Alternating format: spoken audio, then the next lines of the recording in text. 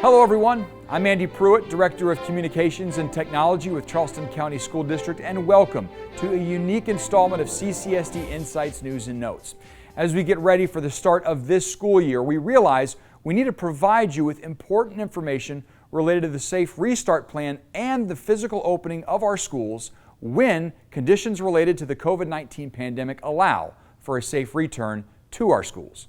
This video will highlight bus transportation as well as student arrival on campus, the setup of our classrooms, how meals will be served, the cleaning and sanitizing of our schools, and the critical roles our nurses will play in the day-to-day operations of our schools. To provide more details on these various topics, let's go to our Chief Operating Officer, Jeff Barowie. Jeff? Thank you, Andy, and hello everyone. I'd like to open by telling you that Charleston County School District has not been on our own on this journey to get ready for school this year. Medical professionals at the South Carolina Department of Health and Environmental Control and the Medical University of South Carolina have been with us every step of the way.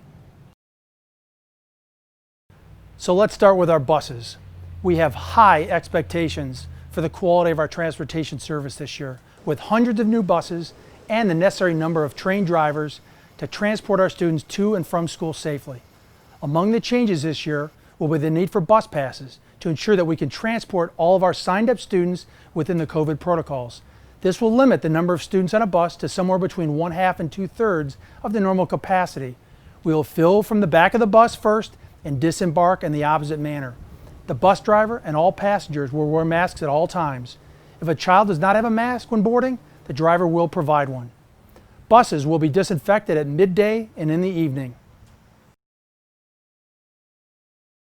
All students arriving on campus will need to wear masks.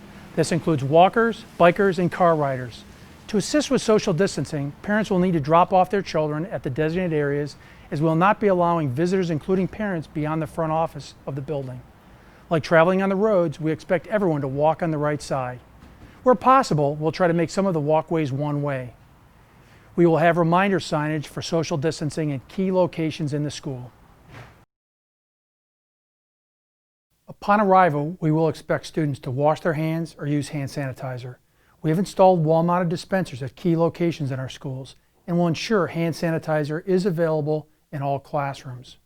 As you can see, we are installing plexiglass dividers to provide additional social distancing between students. We'll continue to monitor guidance from the Center for Disease Control and South Carolina DHEC for the need to wear masks when achieving 6-foot social distancing or having these dividers. One of the questions that commonly comes up is the movement of students and faculty. We'll certainly be working to minimize that movement throughout the school day, but it'll vary school by school. We know that nutritious school meals are vital to a productive day in our classroom as well. I'll now turn to Joe Pettit from Nutrition Services to talk about the plan in our cafeterias. Our goal is not only to feed the students, but our number one priority, as always, is to make sure that food safety and student safety is at the top of what we do. In Nutrition Services, we are excited to welcome students back to campus. We're doing everything possible to assure that safety is top priority. From our employees and delivery drivers at the back door, having their temperatures taken, wearing face masks, and always practicing social distancing in the cafeteria and in the kitchen, we believe that safety will be at the front of all that we do. When students walk in, all serving lines will be disinfected with an EPA-approved germicide disinfectant spray. Students will enter at a sanitation station where they will have hand sanitizer. Our nutritious meals will be prepared and placed in sealable containers. The students will move through. They will pick the items up without any hand-to-hand direct contact with Nutrition Services team members. At the cashier stand, students will either call their name, scan their badge, or the cashier will use a tally sheet to ensure that there is a contactless payment at every school. After students go through and each class is finished, all of our Nutrition Services team members will then again wipe the serving lines, all contact surfaces, with a germicide disinfectant.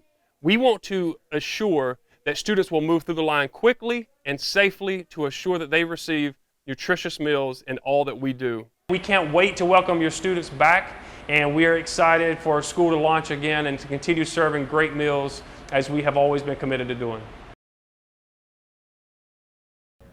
We are stepping up our cleaning and disinfection in our schools in response to COVID as well. We'll be disinfecting all bathrooms during the day in addition to the nighttime cleaning. At least once per week, all space in the school will be fogged with a disinfecting hydrogen peroxide solution. We are also receiving questions about air quality.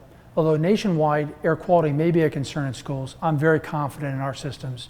First, during the summer, we inspected all of our fresh air systems and are ensuring that they are fully operational.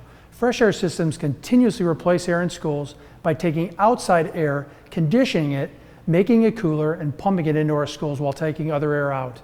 We'll be turning this system on even earlier than we normally do as well.